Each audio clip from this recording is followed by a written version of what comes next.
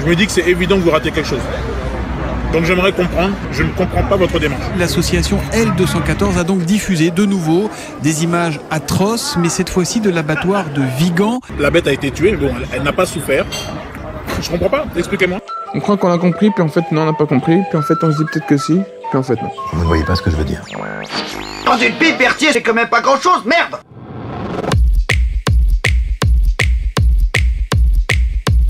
Kumquat, l'émission végane qui tord les idées reçues et qui parle d'actualité animaliste. Pour garder l'esprit aiguisé et s'informer sur la cause animale. Ici démarre la deuxième partie de l'entretien avec Nicolas Marty sur l'expérimentation animale. Sur la première, nous avions terminé sur la sentience des animaux en passant par les problèmes éthiques du suprémacisme humain qui découle du spécisme inhérent à l'expérimentation animale. Nicolas est chargé de campagne de l'association animaliste One Voice, mais aujourd'hui, ses propos dans l'émission n'engagent pas l'association. On va continuer cet entretien, Nicolas, et j'aimerais qu'on discute maintenant des fausses idées les plus répandues sur l'expérimentation animale. C'est très compliqué parce qu'il y a un paquet d'idées répandues tout en sachant que le public ne connaît généralement rien à l'expérimentation animale, puisqu'on en parlait dans la première partie, c'est opaque au possible. Donc le public ne peut pas connaître grand-chose à l'expérimentation animale. Mais du coup, il peut quand même avoir des idées reçues. Alors, c'est compliqué. Parmi les idées reçues, on va avoir par exemple l'idée que l'expérimentation animale ne sert à rien. Ça va être une idée reçue dans les milieux animalistes, éventuellement, plein de gens qui vont pouvoir penser que l'expérimentation animale ne sert strictement à rien. C'est plus compliqué que ça, je suis pas scientifique là-dessus, je vais pas m'aventurer là-dessus. Il y a un livre qui s'appelle Rat Trap pour les gens qui de Pandora Pound qui est sorti cette année, qui résume pas mal la question sur le fait que l'expérimentation animale est clairement sous-optimale comme méthode scientifique pour obtenir des résultats vraiment fiables et pour attendre des résultats, espérer des résultats vraiment bons dans la plupart des domaines où c'est. Notamment quand on teste la toxicité de produits en expérimentation animale, c'est effectivement très compliqué. Mais ça ne veut pas dire qu'on puisse strictement rien en tirer comme connaissance, donc l'expérimentation animale peut servir à quelque chose, peut avoir des résultats qui vont servir à ce à quoi ils sont censés servir ou à autre chose. Donc ça peut exister. Et c'est à la limite important de le dire quand on parle d'éthique d'expérimentation animale, ça, parce que du coup, on va parler de l'éthique en supposant que l'expérimentation animale sert à quelque chose, en supposant qu'elle atteint ses objectifs. Si on arrive à la conclusion que éthiquement c'est pas justifié tout en supposant qu'elle atteint ses objectifs, bah c'est que si elle atteint pas ses objectifs, c'est encore moins justifié.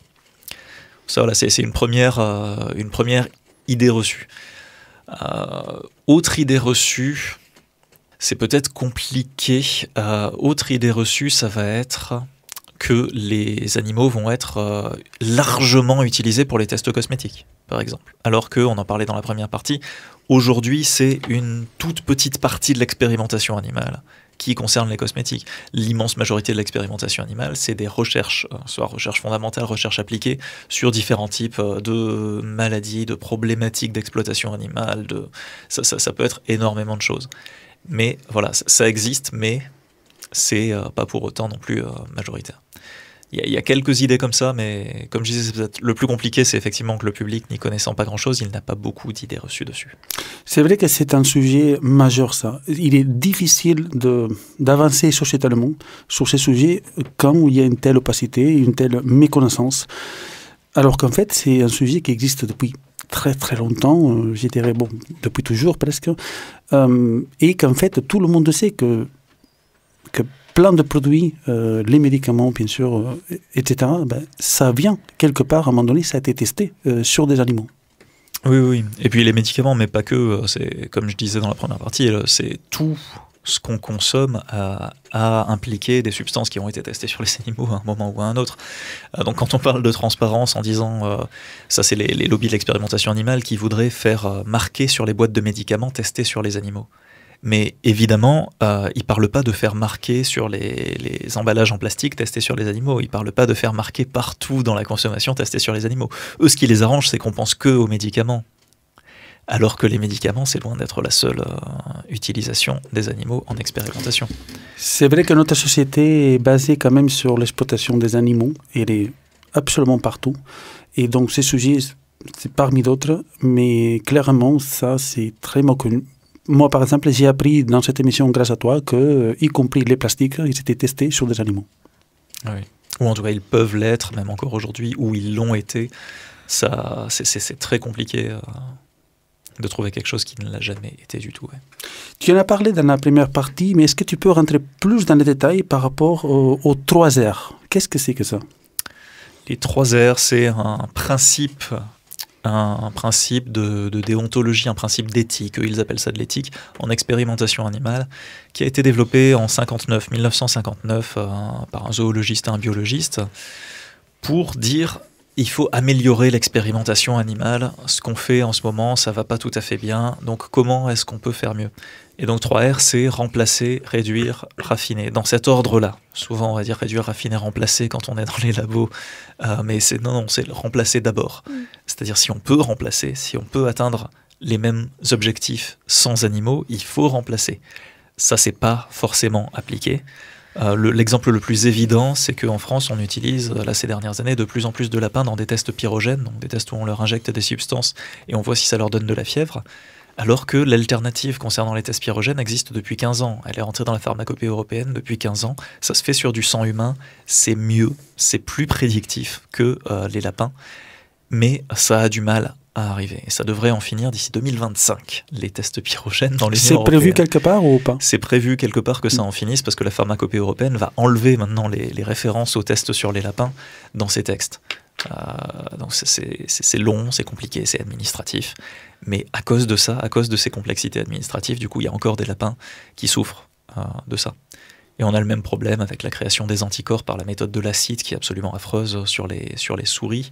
On va leur injecter des choses, ça va leur faire très mal dans l'abdomen, et puis on va les tuer pour prélever ce qu'il y a dans l'abdomen pour produire des anticorps monoclonaux. Alors que ça fait 25 ans que le Centre européen de validation des méthodes alternatives a dit qu'il fallait arrêter de faire ça. Et ils l'ont redit il y a 3 ans.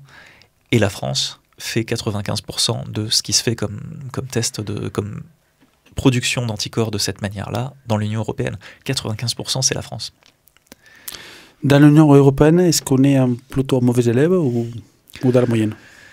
On est, j'aime pas l'expression mauvais élève parce que ça peut stigmatiser des gens qui voilà, les élèves, ils sont pas ni bons ni mauvais, ils font ce qu'ils sont capables de faire, ils font ce qu'ils peuvent et comme ça. Mais en tout cas, la France a une mauvaise position dans son application de la réglementation dans l'Union européenne, où typiquement, par exemple, pour les inspections sont censées être régulièrement non annoncées, inopinées. Donc un inspecteur qui vient dans un laboratoire et qui dit « Coucou, je suis arrivé ce matin, je viens voir ce qui se passe ». En France, jusqu'en 2022 en tout cas, c'est moins de 20% des inspections qui sont comme ça. Entre 2013 et 2017, c'était 5%, c'est passé de 5 à 10% des inspections qui n'étaient pas annoncées. Ce qui veut dire que les autres, c'est « Allô, quand est-ce que je peux venir ?» Oui. Ah bah dans 2 semaines, c'est bien, on aurait eu le temps de nettoyer et de faire comme si tout allait bien. Donc voilà, c'est ça. Et là, ça augmente petit à petit, alors que le reste de l'Union européenne, entre 2013 et 2017, la moyenne, c'était 40-50%. Il y a un gap énorme. Ouais, la France est très très loin derrière. Et c'est difficile à expliquer pourquoi elle ne s'est pas vraiment positionnée là-dessus, pourquoi elle ne s'est pas excusée là-dessus aussi envers le public. D'accord. Est-ce qu'on peut parler maintenant du biais de statu quo? Parce qu'il joue un rôle dans l'expérimentation animale. Oui, on parlait des 3 R et ça fait partie un peu du même genre de problématique, ça rentre là-dedans. Le biais du statu quo, c'est que quand on va être mis face à plusieurs solutions possibles, dont la situation actuelle, on va évaluer entre la situation actuelle et un changement, on va globalement surestimer les coûts du changement et sous-estimer les coûts de la situation actuelle, surestimer le bien de la situation actuelle et surestimer le mal du changement. C'est pour ça le statu quo, c'est ce qu'il y a actuellement. Et donc si on dit il faut changer, ah oui mais non, il y a tel et tel et tel et tel risque. Et oui mais la situation actuelle c'est de la merde.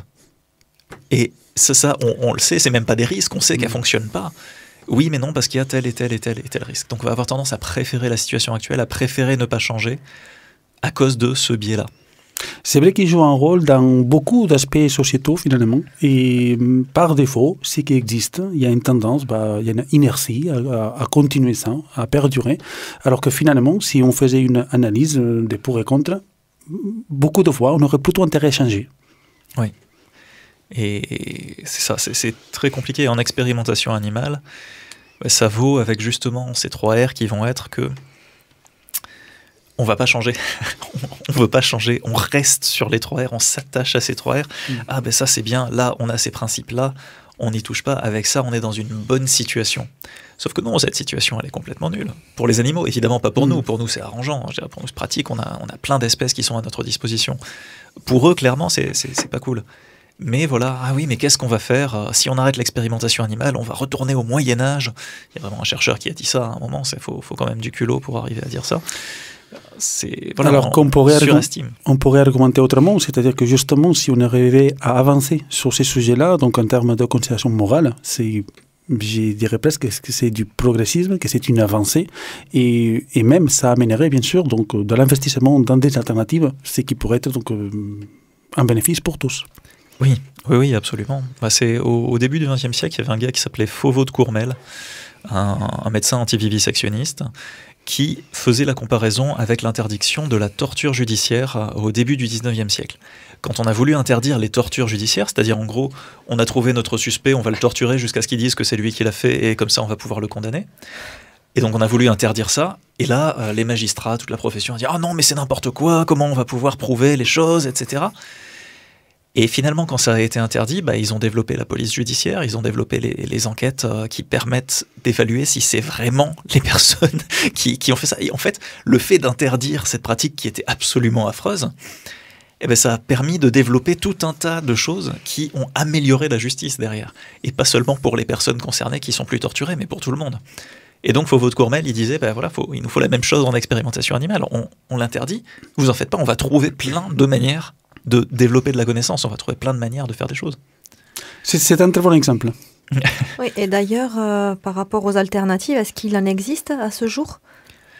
Il y en a. Alors le mot alternative, il est particulier parce que justement, on va toujours... ça relève du biais du statu quo aussi, qu'on appelle ça des alternatives. C'est-à-dire l'expérimentation animale, hop, ça y est, c'est la situation actuelle. Donc tout ce qui n'est pas expérimentation animale, on va dire méthode alternative. En fait, c'est des méthodes de recherche sans animaux.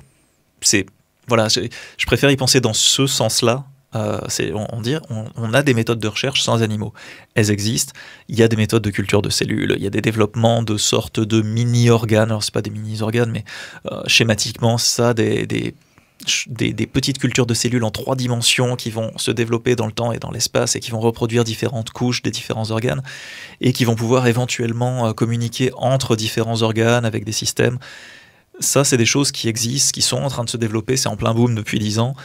C'est des choses qui vont vraiment apporter énormément à la recherche très rapidement et qui ont déjà apporté énormément. On a des intelligences artificielles, on a tout ce qui se passe sur ordinateur qui permet de développer pas mal de choses aussi. Et puis derrière, faut aussi pas oublier que les alternatives, ça peut être autre chose, c'est-à-dire ça peut ne pas être continuer la recherche expérimentale. Si on veut savoir si telle structure du cerveau d'une souris, si on la fait travailler plus, si on lui envoie des décharges électriques, est-ce que ça aide la souris à arrêter la cocaïne, comme on a rendu la souris cocaïnomane en l'occurrence. Mais peut-être que ça, c'est pas la meilleure utilisation de l'argent d'essayer de tester ça sur des souris, alors que cet argent, on pourrait l'utiliser pour aider les personnes qui sont dans des situations de vulnérabilité, qui vont devenir cocaïnomanes, ou qui sont déjà cocaïnomanes et qui ont besoin d'aide. C'est de l'argent qui serait peut-être mieux utilisé à aider directement les personnes plutôt qu'à chercher si telle structure du cerveau pourrait être stimulée, comment la stimuler, avec quel produit. Et pendant ce temps-là, des tas de souris y passent et des tas de gens qui sont cocaïnomanes ne profitent pas de l'argent qui est investi là-dedans. On va rentrer maintenant dans des aspects d'éthique un peu plus approfondis. On va essayer de décortiquer tout ça. Est-ce que tu pourrais nous expliquer la différence entre ce qu'on appelle l'éthique appliquée, la déontologie professionnelle et l'éthique normative dans le contexte de l'expérimentation animale? Ouais. Alors, tout ça, c'est des mots qui relèvent de la philosophie morale. Donc, en philo-morale, quand on étudie l'éthique, il y a plusieurs questions qui peuvent se poser. En bref, soit on décrit comment les gens jugent si leurs actions sont bonnes ou mauvaises eux-mêmes. Donc ça, c'est l'éthique descriptive. soit on va chercher à savoir ce qui fait qu'une action est bonne ou mauvaise en soi. Et du coup, on cherche à donner des règles de conduite, des normes générales. Et c'est ça l'éthique normative, c'est là que ça vient, c'est des normes. Et puis, il y a aussi des gens qui préfèrent éviter ces questions un peu trop générales à leur goût, justement, pour étudier des cas concrets. Ça, c'est les éthiques appliquées. Et du coup, il y a une éthique de la justice, une éthique de l'économie, une éthique de la médecine, une éthique de l'expérimentation animale, une éthique journalistique, et ainsi de suite. Il y a tout ça pour chaque discipline. Et ça, ces éthiques appliquées-là, elles aboutissent à des règles de déontologie professionnelle, c'est-à-dire des règles de bonne conduite dans la profession.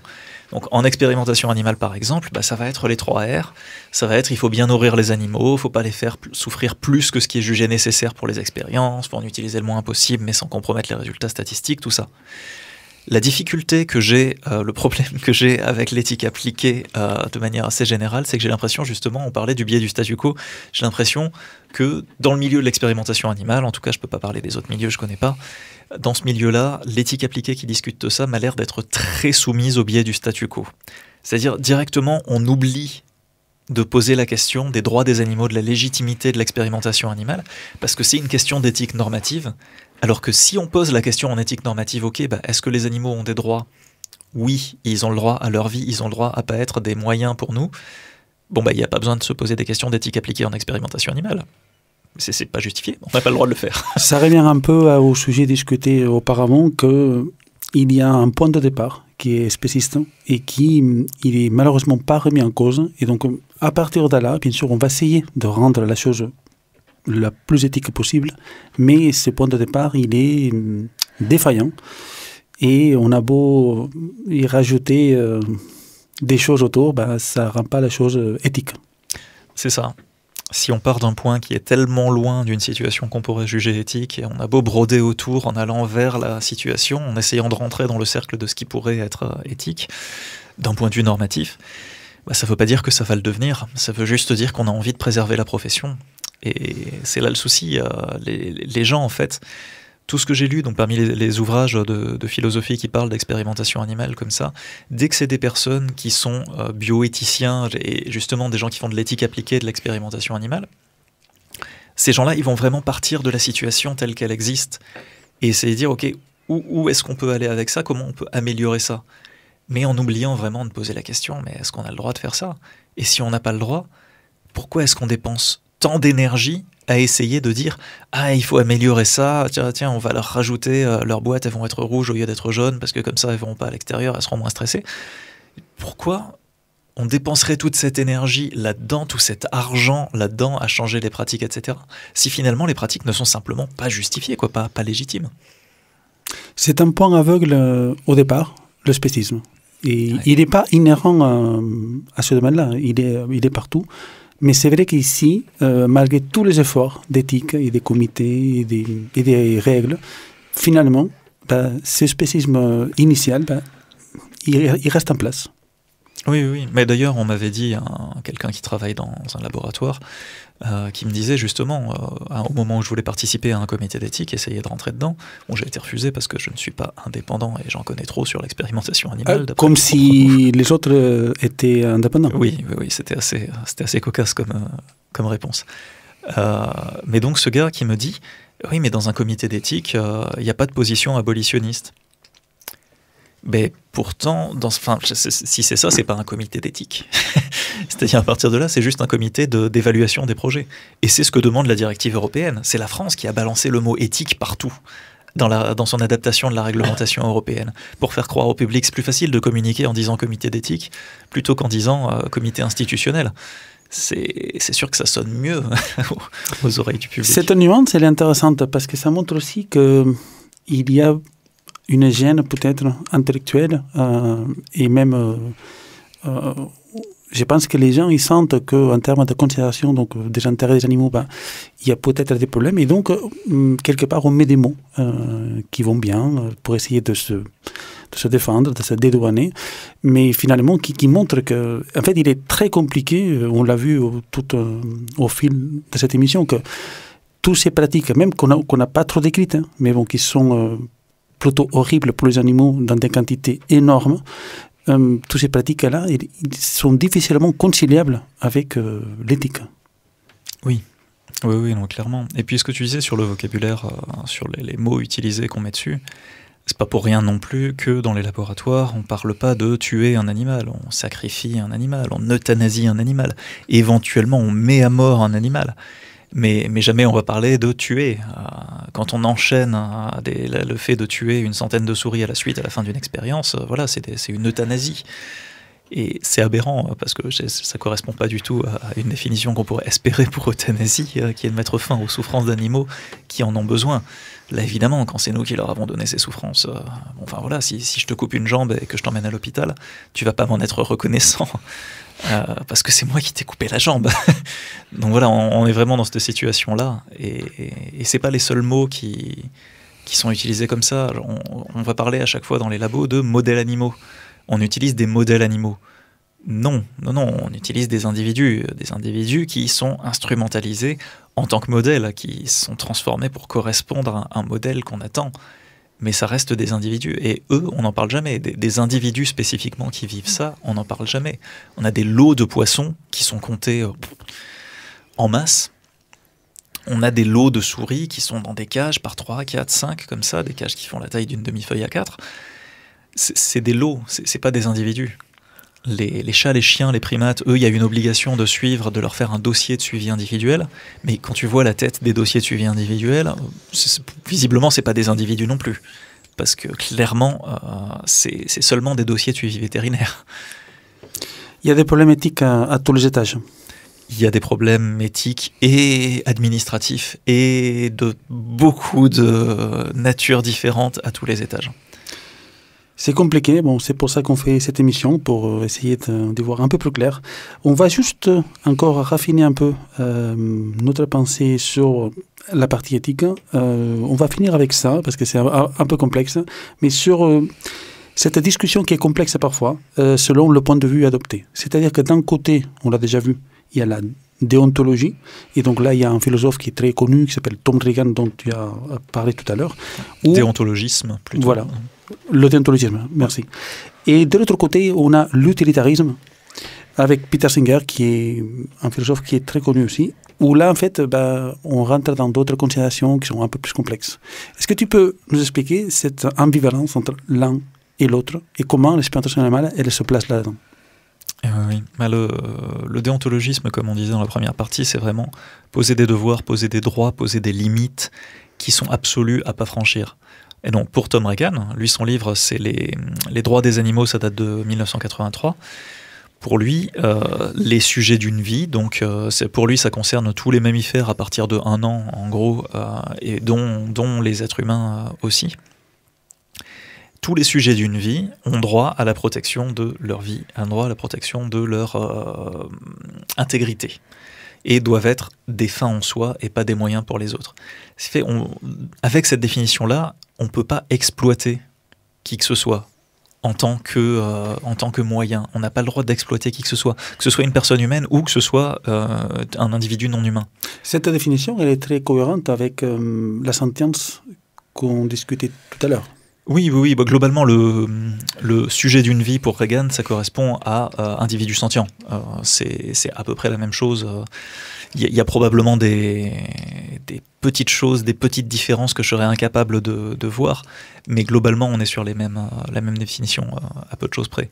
Donc pour lui, il y a ça, ce qui fait que à partir du moment où on n'a pas le droit justement d'attenter à la vie, d'attenter aux intérêts, d'attenter à la vie, aux intérêts des animaux, comme ça, des souris, des poissons, des chiens, des chats, des primates, à partir du moment où on n'a pas le droit de faire ça plus que chez les humains, l'expérimentation animale, c'est juste impossible. On ne peut pas le faire. Ce qui ne veut pas dire qu'on ne peut pas les observer, etc., apprendre des choses sur eux. Voilà, tant qu'on ne nuit pas à leurs intérêts, il n'y a pas de souci. Tant qu'on les instrumentalise pas, qu'on commence pas à les élever, typiquement, c'est quand même une forme d'instrumentalisation assez folle. Tant qu'on commence pas à faire ça, il n'y a pas de souci. Mais l'expérimentation animale est impossible. Pour Peter Singer, c'est autre chose. On parlait des cas marginaux, on parlait comme ça. L'utilitarisme, les conséquentialismes, on a dit, donc ce qui compte, c'est les conséquences des actes pour définir les normes éthiques. Et donc, si un acte a plus de conséquences positives que négatives, l'acte va être bon, va être souhaitable. Et ça va se compter principalement dans l'utilitarisme avec la quantité de bonheur, la quantité de souffrance que ça implique, la quantité de positif, la quantité de négatif. Et ça va être un calcul, tout ce qu'il y a de plus mathématique. Voilà, si ça génère plus de bonheur global que de souffrance globale, et bien dans ce cas-là, l'acte va être bon. Ce qui fait que dans ce cadre-là, on peut comprendre que l'expérimentation animale, beaucoup de gens vont invoquer l'utilitarisme pour dire, voilà, les comités d'éthique, ils font une balance entre les coûts et les bénéfices. Donc les coûts pour les animaux, ça va être, ils vont avoir mal de telle et telle manière, on va les priver de leur liberté, bon ça c'est pas compté dans les comités d'éthique, mais ça fait partie des coûts. Et on va compter les bénéfices. Les bénéfices, ils vont dire, voilà, là on est en train de développer une nouvelle thérapie pour telle maladie orpheline qu'on va donner aux animaux, etc. Mais peut-être que ça va permettre d'avoir un médicament derrière. Et donc il y a cette balance qui serait utilitariste si elle pouvait aboutir des fois à dire non, c'est trop, il y a trop de coûts. Sauf que ça, les comités d'éthique, ils aboutissent jamais à ça.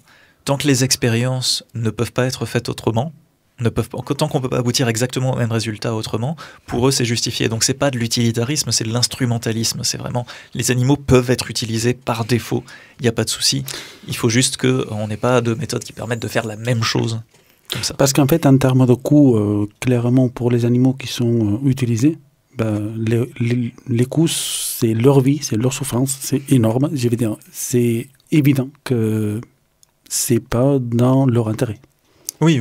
Et même quand les souffrances sont pas énormes d'ailleurs, parce qu'il y a plusieurs degrés de souffrance. Dans le degré de souffrance légère, ça peut être des prises de sang, des injections qui sont inoffensives, sauf la douleur de l'aiguille comme ça. Mais il va rester la détention qu'il y a derrière, le fait qu'ils vivent dans des conditions qui ne sont pas adaptées à leur épanouissement. Il va rester tout ça. Mais même quand on est sur ces souffrances jugées légères là, ça reste des souffrances pour eux. Ça reste... Pourquoi est-ce qu'on aurait le droit de les utiliser comme ça? Qu'est-ce qui nous donne le droit? Mais on revient au vocabulaire des droits. On sort de l'utilitarisme dès qu'on parle de droits.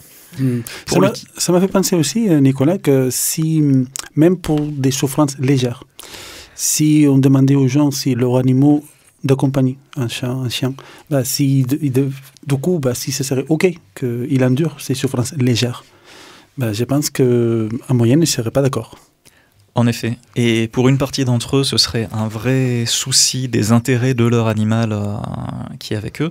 Pour une autre partie d'entre eux, ce serait qu'ils sentiraient leurs propres intérêts lésés parce que l'animal, il est à eux et du coup, c'est eux qui seraient tristes et ils ne penseraient pas forcément aux intérêts de l'animal, mais ils peuvent penser aux leurs. S'ils sont spécistes, du coup, ça peut être aussi pris comme ça. C'est un grand sujet, le spécisme, qu'on a traité tout le long de cette émission. Maintenant, j'aimerais qu'on discute sur l'existence et la possibilité d'alternatives et pourquoi elle ne devrait pas déterminer si on a le droit ou pas d'utiliser les animaux. Alors j'en parlais un peu tout à l'heure de quel type d'alternative ou en tout cas de méthodes non animales, de méthodes de recherche ou d'action non animales peuvent exister. Pourquoi ça ne devrait pas déterminer si l'expérimentation animale est justifiable ou pas? Il faut toujours se placer dans les perspectives historiques en revenant à l'interdiction de l'esclavage, parce que les parallèles dans les débats parlementaires sur l'interdiction de l'esclavage avec ce qui se fait aujourd'hui concernant les animaux sont hallucinants. C'est les mêmes arguments qui sont développés, qui étaient développés pour justifier la poursuite de l'esclavage et aujourd'hui pour justifier la poursuite de l'exploitation des animaux. Ça fait peur. Et donc, si on se place à cette époque-là, en se disant d'accord, il y a ces gens qui sont en train de dire il faut continuer ça parce qu'on n'a pas d'autre solution. Il faut continuer l'esclavage parce qu'on n'a pas d'autre solution pour l'économie nationale, parce qu'on n'a pas d'autre solution. Oui, mais non. Le fait qu'il n'y a pas d'autre solution, le fait qu'on ne peut pas remplacer ça, ça ne justifie pas qu'on mette en esclavage toute une catégorie de population. C'est pas possible. Aujourd'hui, on le reconnaît largement et ça paraît aberrant. Et je me doute que des gens qui vont écouter disent « Oh non, mais on ne peut pas faire une comparaison comme ça ». Évidemment, je ne dis pas que les animaux sont dans la même situation que les esclaves étaient à l'époque, ni même que c'est équivalent. C'est juste, le raisonnement est analogique. On ne peut pas justifier une pratique parce qu'on ne sait pas faire mieux. Exact. À un moment, il y a certaines conséquences qui ne peuvent pas justifier quoi que ce soit. Qu'on ait des alternatives ou pas, ça ne rend pas la chose plus ou moins éthique. Voilà. c'est ça. Ça facilite les choses. Si on a des alternatives, c'est sûr, c'est plus facile d'en sortir. Et d'ailleurs, c'est comme ça qu'on est sorti. Enfin, c'est en partie comme ça qu'on est sorti de l'esclavage aussi. C'est-à-dire, c'est quand l'esclavage a été moins bénéfique pour l'État que ça a été beaucoup plus facile de le faire interdire. C'est quand le sucre a commencé à perdre, la vente du sucre a commencé à perdre, et tout ça, c'est là que ça a été beaucoup plus facile d'interdire ça, d'interdire la traite d'abord des esclaves, et puis d'interdire l'esclavage lui-même. Et c'est triste à dire, mais voilà, c'était vraiment c'est plus ça qui nous fait notre économie maintenant. Maintenant, on a cette alternative qui fait mieux, donc voilà, là on peut interdire. J'ose espérer qu'on n'attendra pas ça pour les animaux, qu'on va pas attendre et refuser d'évoluer moralement, refuser d'évoluer éthiquement, et toujours être en train d'attendre ces choses dont j'espère qu'elles arriveront quand même. Puisque de toute façon, il nous faut des méthodes de recherche. C'est génial, la recherche. C'est vrai que le sujet de l'exploitation animale, comme on l'a vu donc, dans cette émission, ça relève de l'éthique, même si bien sûr il y a le volet économique, il y a le volet de la recherche, il y a le volet, bien sûr il y a d'efficacité, etc. Il y a plein de sujets, mais en fait, in fine, on ne peut pas échapper toujours donc, au questionnement de fond éthique. Et c'est ça qui manque aujourd'hui. C'est vrai qu'on n'entend pas suffisamment, je pense, donc des philosophes moraux, des sociologues, des gens qui sont experts dans ce domaine-là et qui pourraient éclairer davantage au contraire, donc des gens qui sont déjà investis dans cette industrie et qui ont déjà, comme on a vu, des billets de départ qui font qu'il aurait très difficile de remonter à la source et donc de défaire en fait ces points de départ qui restent spécistes initiales. Et oui, et qui fait que quand on voit passer dans les médias des émissions qui s'appellent « Peut-on arrêter l'expérimentation animale ?», à chaque fois j'ai les poils qui se hérissent quand je vois ça. C'est pas « Peut-on arrêter l'expérimentation animale ?» Faut-il arrêter l'expérimentation animale? Et là, on invite des gens qui sont spécialistes de philosophie morale, on invite des gens qui sont spécialistes d'éthique animale, et on leur pose à eux la question. C'est eux, le peut-on, déjà il veut strictement rien dire. C'est très pertinent ça, parce que c'est vrai que le peut-on, ça implique... Voilà, c'est la possibilité, alors que comme tu le dis, il faudrait le faut-il, qui est donc voilà, le choix moral de qu'est-ce qu'on fait. C'est ça. Ou au moins avoir les deux questions, si vraiment on ne veut pas se débarrasser du peut-on, au moins avoir les deux questions et les spécialistes qui vont avec. Qu'on n'aille pas interroger des gens qui font de l'expérimentation animale à propos d'éthique. C'est pas leur formation, ils sont pas du tout spécialistes de ça, ils vont pouvoir vous expliquer très bien comment fonctionne le cerveau d'un macaque ou d'une souris ou de n'importe quel animal de l'espèce sur laquelle ils travaillent. Mais ils vont pas savoir du tout parler d'éthique. L'éthique, c'est une discipline de spécialistes, c'est des gens qui font des études en philosophie morale avec des doctorats, qui se retrouvent à faire des recherches publiées dans des journaux avec revues par les pairs, etc. C'est un domaine de recherche sérieux. Tout à fait. Et ça les mettrait peut-être aussi dans une position inconfortable par rapport à leur pratique, leur métier. Qui ça ? Les spécialistes, si on leur parlait de déontologie, ceux qui font les expérimentateurs. Oui. Ah oui, eux pourtant, ils n'hésitent pas à en parler. Le mot éthique, il leur sort de la bouche, mais il glisse tout seul. C'est souvent ça, c'est ça qui est assez justement déprimant, c'est-à-dire ils se sont placés comme les spécialistes de l'éthique en expérimentation animale, alors que ils n'y connaissent rien en éthique. Ouais, d'accord.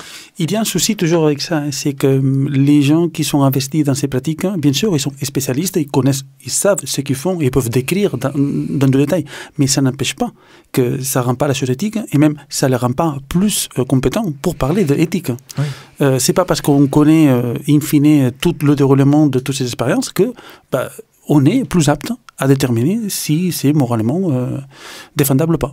C'est ça. Mais d'ailleurs, le GIRCOR, qui est le lobby de l'expérimentation animale en France, quand il a sorti une infographie pour expliquer l'évolution de l'éthique de l'expérimentation animale en France, tous les points, c'était une chronologie, tous les points de chronologie étaient des points de réglementation, l'évolution de la réglementation.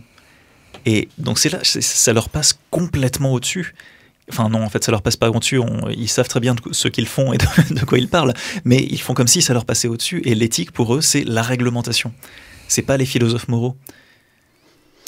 Alors qu'en fait, je vois pas comment, au niveau sociétal, on peut avancer sur ce type de sujet sans un débat éclairé sur ces choix moraux.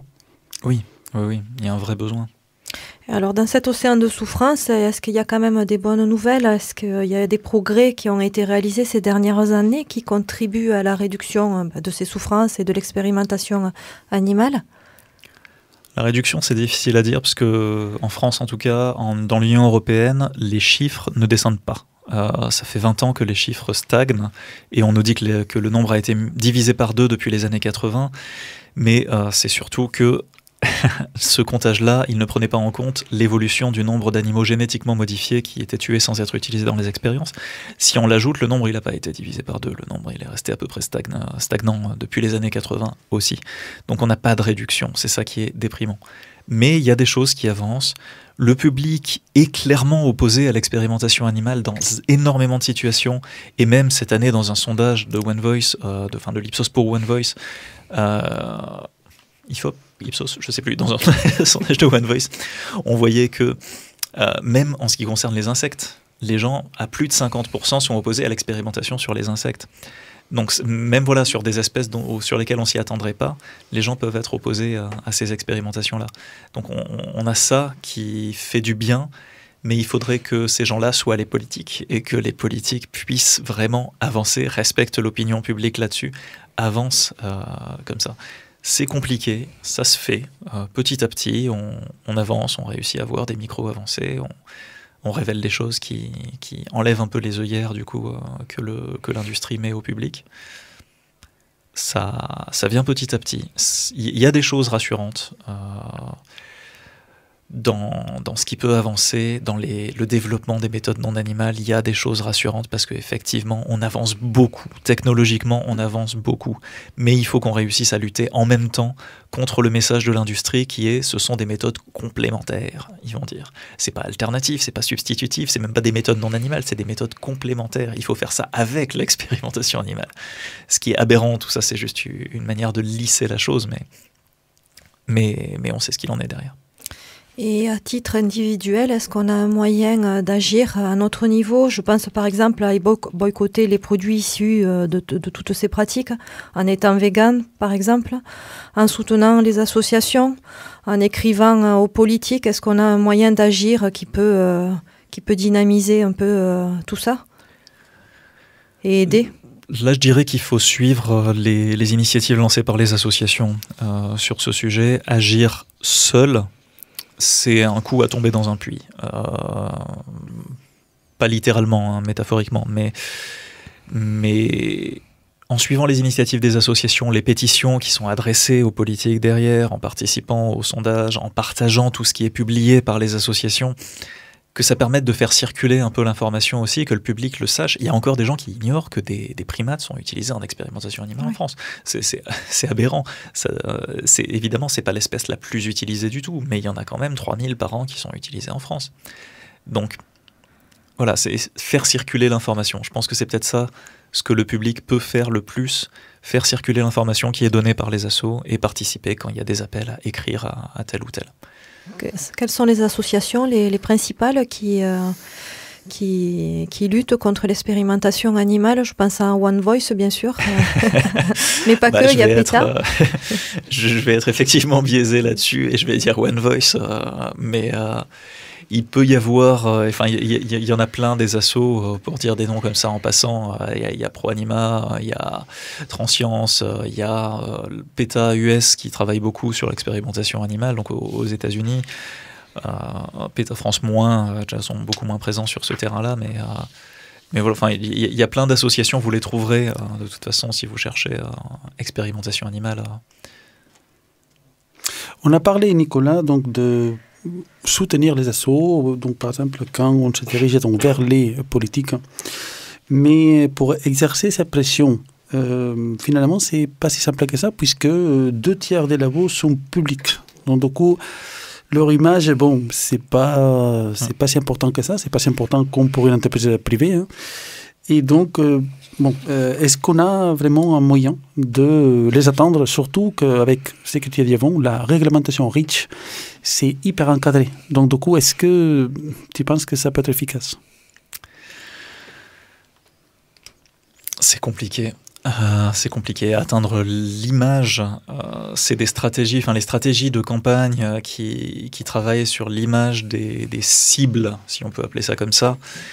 C'est des choses qui ont pu fonctionner dans les années 80 assez largement. C'est ça qui a mené la campagne cosmétique notamment. Exactement.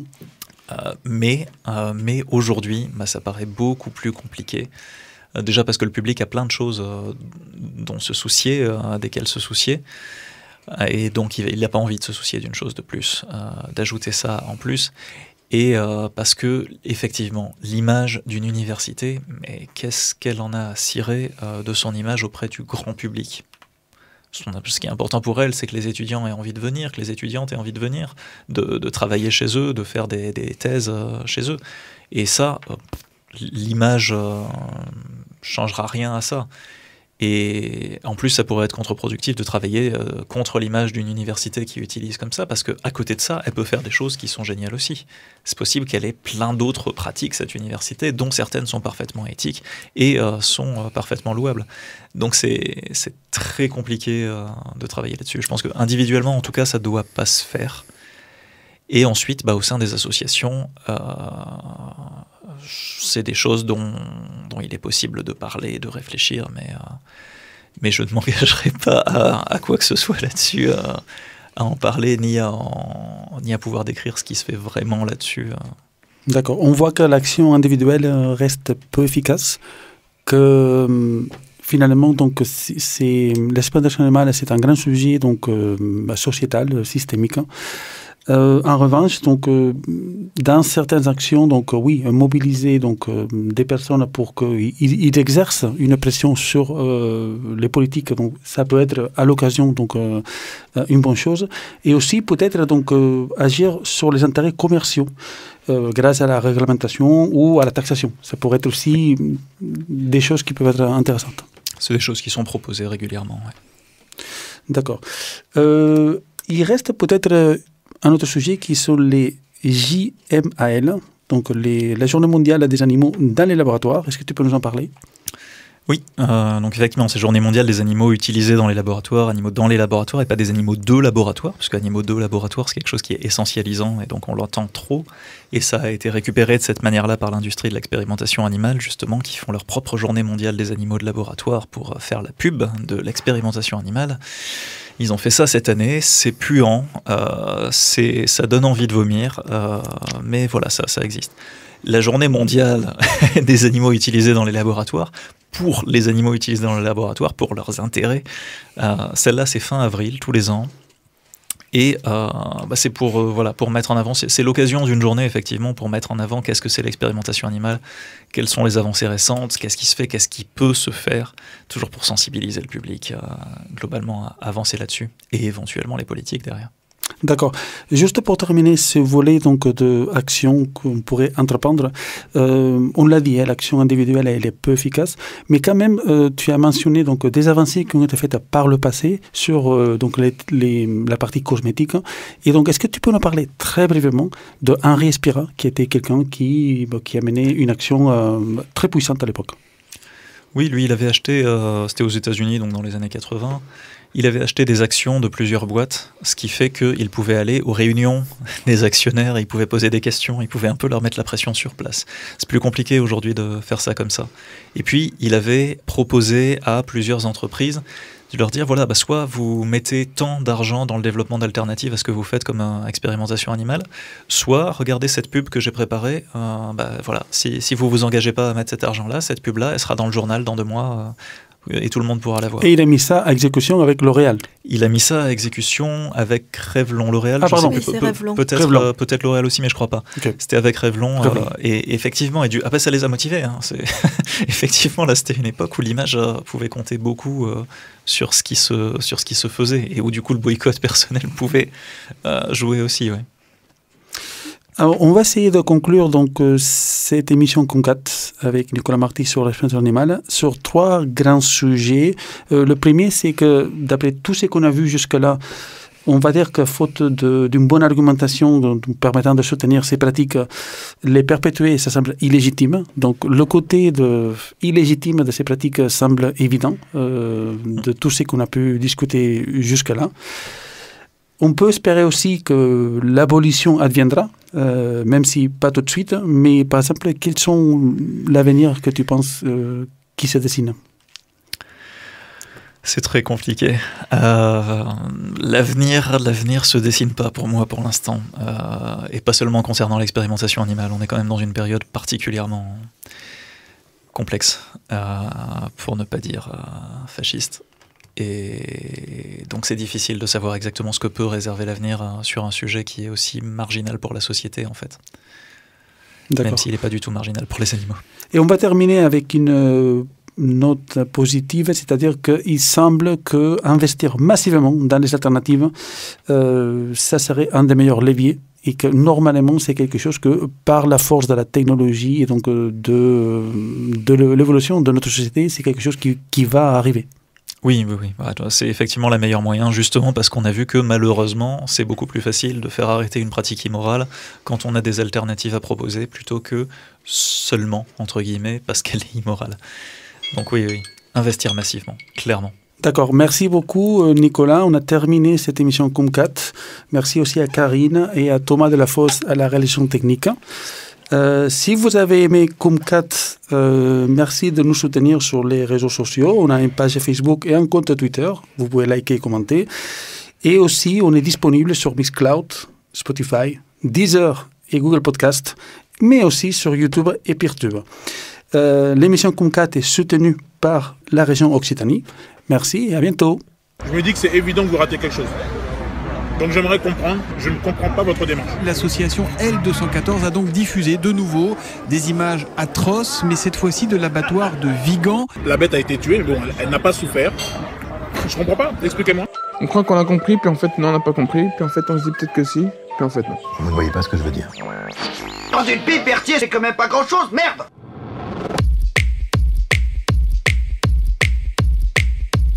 Kumquat, l'émission végane qui tord les idées reçues et qui parle d'actualité animaliste. Pour garder l'esprit aiguisé et s'informer sur la cause animale.